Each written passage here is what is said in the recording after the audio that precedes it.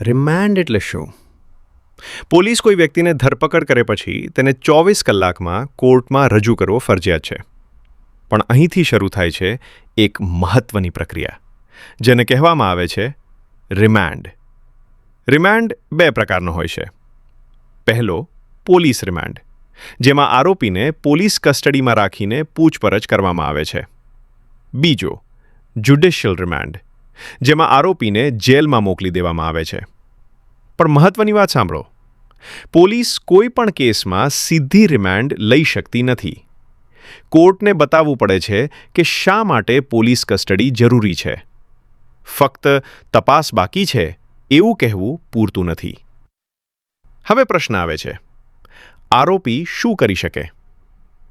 આરોપીને અધિકાર છે પોતાના વકીલ દ્વારા રિમાન્ડનો વિરોધ કરવાનો. જો પોલીસ પાસે બધા પુરાવા પહેલેથી હોય તો કોર્ટ પોલીસ રિમાન્ડ નકારી શકે છે.